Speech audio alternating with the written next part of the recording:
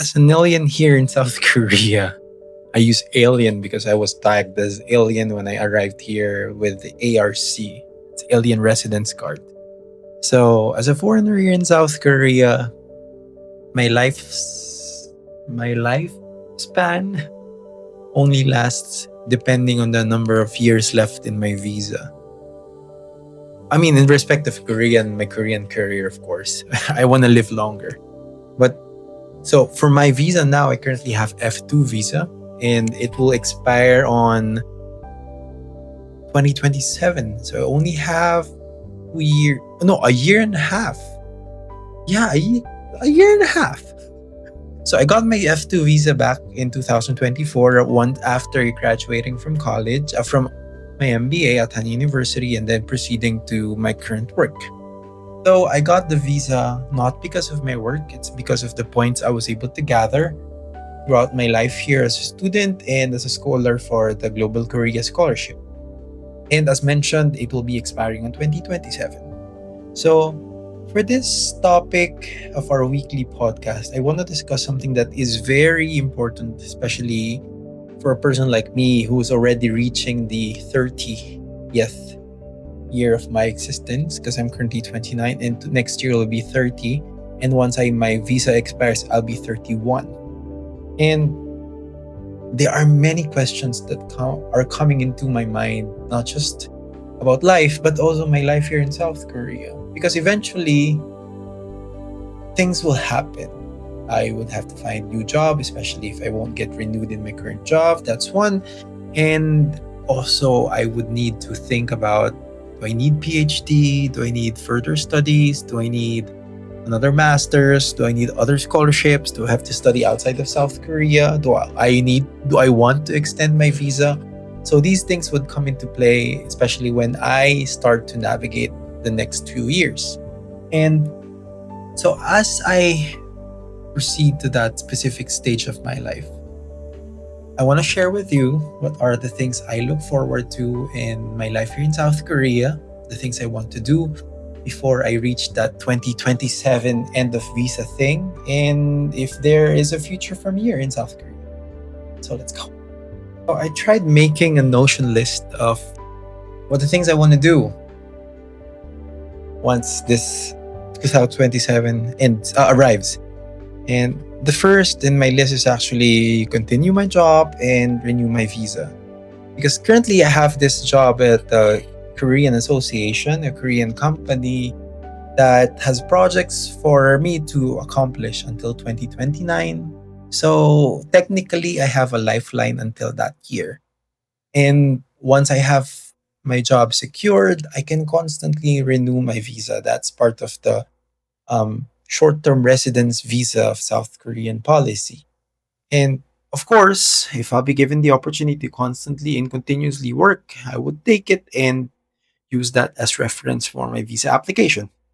Because who won't want to work here in South Korea if they have job? Because that's the thing. Not everyone will be able to find job here in South Korea, and we are lucky that I currently have one. So that's an option. That's the first option actually. The second is I will be looking for other opportunities outside of my current job.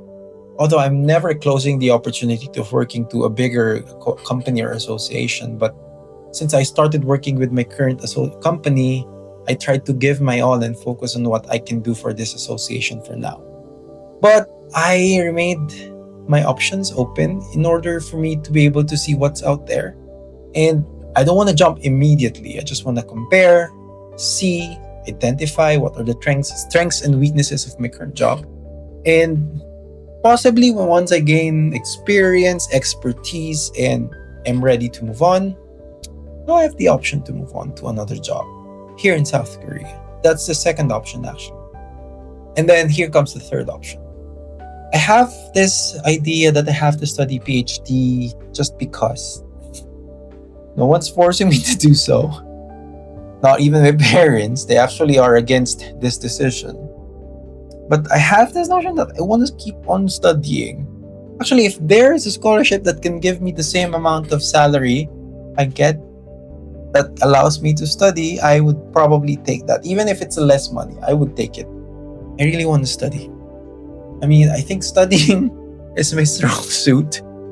And I'm not sure if everyone can say that really like studying, because a lot of people I know, probably 90% of people I know, they would want to study, they would want to work instead of studying. But that's the opposite for me. I really enjoyed my life here in South Korea when I was studying and doing my master's. So it was one of the best highlights for my this decade, 2020 to 2030, is having the opportunity to go to South Korea and study and get some money out of it. So why not? I'm opening my options for another master's, but ultimately I'm really looking into a PhD. I mean, probably next year or 2029, yeah, who knows. So those are the three current opportunities I'm looking at. But I also have options of looking for PhD opportunities abroad, not just in South Korea. Because sometimes, I mean, majority of professors here in South Korea are actually educated in the Europe or in the United States. Now, how there are very few who are graduate from Korean university and then started teaching in the Korean university as well for PhD. I have never experienced one. Yeah. Majority of them were educated abroad and then moved back to South Korea to teach for PhD. Because that's an option I'm currently considering if I'll be able to get the PhD. It's a very big plan on a grand scheme of things, but that's where I see myself. And probably that's the INTJ of me, because I tend to see things in a bigger picture. So that's an option. But instead of studying abroad for PhD, my fifth alternative is actually finding work outside of South Korea.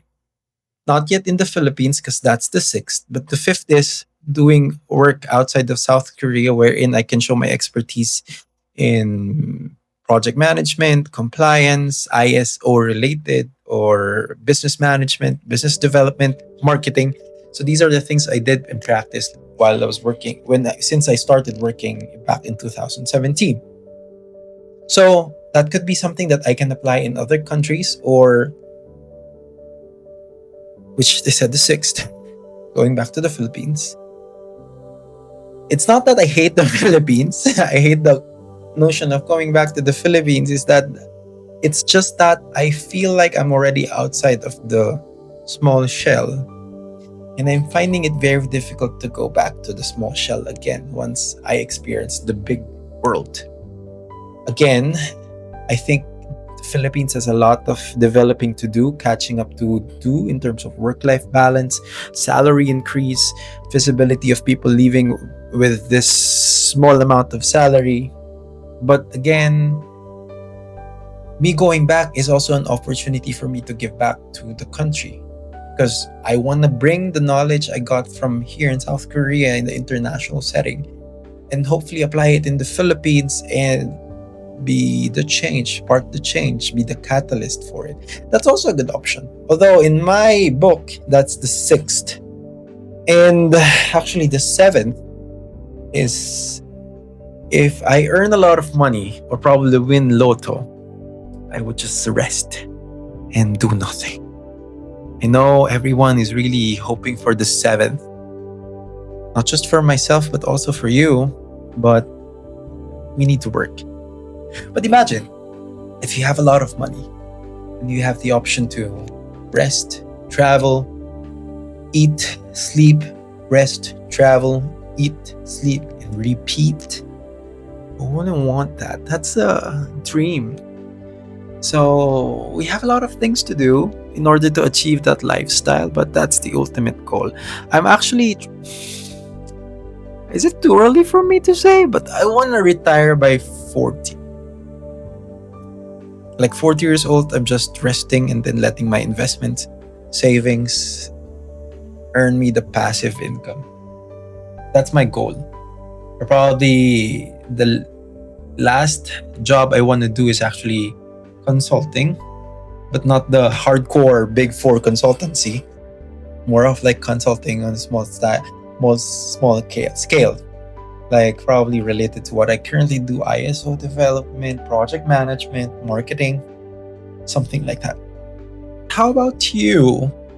Have you ever considered like doing such probably your life after this decade? Because we're almost finished with half of this decade. Because June finished, July has ended. It's already August, so technically we're done with half of this decade.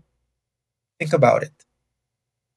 So, pandemic happened 2020, 5 years gone, just like that. It's gone, and now we're looking into the other half of this decade.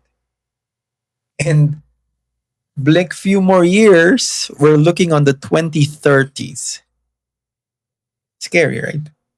But I like sharing these videos, probably not just to motivate you, but probably make you think of what would you be doing in the next few years.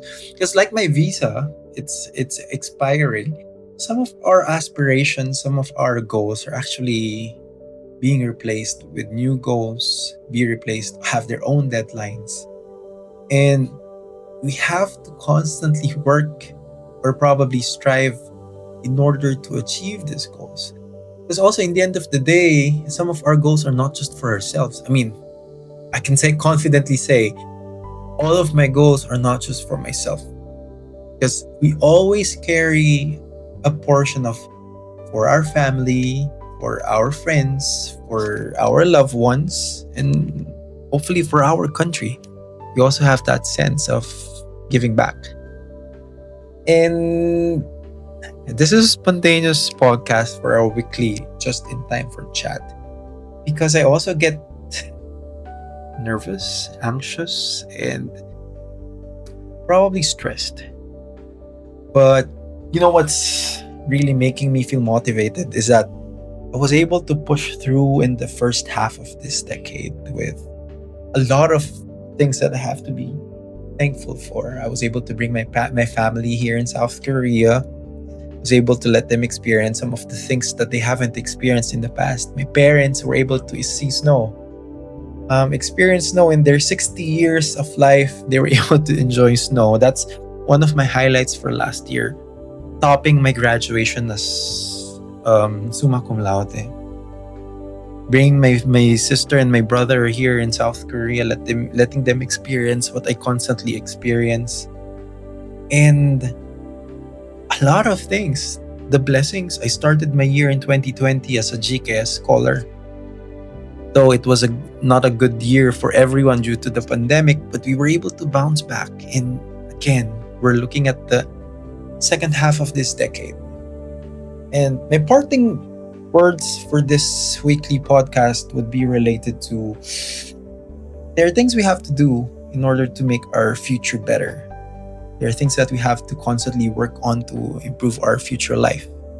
But always make sure that you're living in the present, enjoying every experience, even feeling the pain, feeling the heartache, especially if you're undergoing heartache, feeling the struggle, the stress, because these things, these collective emotions are very important for us humans, because that's actually what makes us us.